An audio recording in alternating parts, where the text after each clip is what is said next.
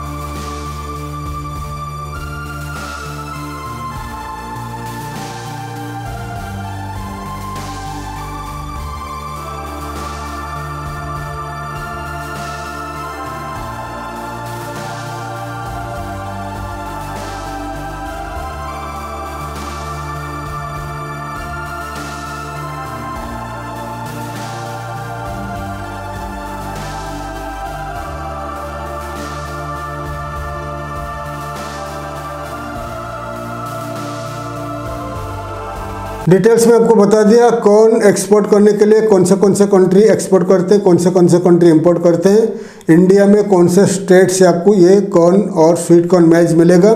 India से ज़्यादा sweet corn और मैज प्रोडक्शन स्टेट्स हो गया महाराष्ट्र, मध्य प्रदेश, बिहार, कर्नाटका, ये जो स्टेट हो गया यहाँ पर ज़्यादा से ज़्यादा मैज ग्रो होता है। इन्हीं स्टेट से आप मैज स्वीट कॉर्न को रेडी करके सोर्स करके ग्लोबली एक्सपोर्ट कर सकते हो। तो इसी साल 2024 में आप China and Vietnam, Malaysia in countries को टारगेट कर लीजिए। वियतनाम का बता दिया था, वियतनाम में एग्रीकल्चरल एक्सपो हो रहा है इसी महीना मार्च में 12, 13, 14, 15 एंड 26, 27, 28, 29 ये जो डेट है यहाँ पर वियतनाम का एक्सपो हो रहा है। और ये वियतनाम में अगर मैं आपको पहले बताया था जो कंपनी जा रहे हैं एक्सपो के लिए उनको ज़रूर एक्सपोर्ट का ऑर्डर मिल जाएगा, क्योंकि मैज का इंपोर्ट ज़्यादा से ज़्यादा वियतनाम करने वाला है। वियतनाम, चाइना एंड आपका जो मलेशिया, 3 बड़ा कंट्री है इंडिया के लिए। Also Japan and south Korea. तो ये Japan, south Korea, Vietnam, China, Malaysia ये कंट्री ज़्यादा से ज़्यादा इंपोर्ट करने वाला कंट्री है। ऑल्सो इंडिया का नेबरिंग कंट्री है बांग्लादेश, नेपाल, म्यांमार ये कंट्री है, आप एक्सपोर्ट कर सकते हो। तो एक्सपोर्ट करने के लिए क्या क्या लाइसेंसेस का ज़रूरत है मैंने आपको लिस्ट करके दिखा दिया। और मार्केटिंग कैसे करोगे, इजी रहेगा। ये जो प्रोडक्शन है ये एग्रीकल्चर प्रोडक्ट है। तो अगर आप एक्सपो में जाकर भाग लोगे तो आपको 101% एक्सपोर्ट ऑर्डर मिलेगा। नहीं तो आप ऑनलाइन ऑफलाइन में मार्केटिंग करिए। ऑनलाइन में फेसबुक, लिंक्डइन, ट्विटर, इंस्टाग्राम में मार्केटिंग करके इन्हीं कंट्री को टारगेट कर लीजिए। और also Google search, Google ad में टारगेट कर लीजिए।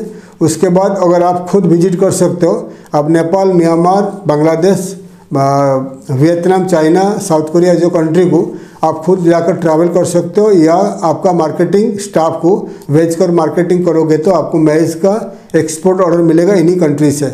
ठीक है। और यूरोपियन यूनियन भी इंपोर्ट करने वाला कंट्री है, लेकिन यूरोपियन यूनियन में ये प्रोडक्शन होता है। इसीलिए आपको टारगेट करना पड़ेगा कौन से कंट्री को, एशियन कंट्री को, क्योंकि एशियन कंट्री जैसे बता दिया आपको China, Vietnam, Malaysia in country में ज़्यादा से ज़्यादा फैक्ट्रीज है।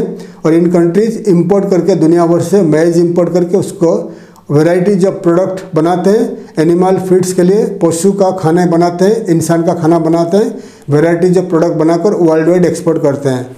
तो अगर आप इन कंट्रीज़ को एक्सपोर्ट कर सकते हो तो ध्यान दीजिएगा।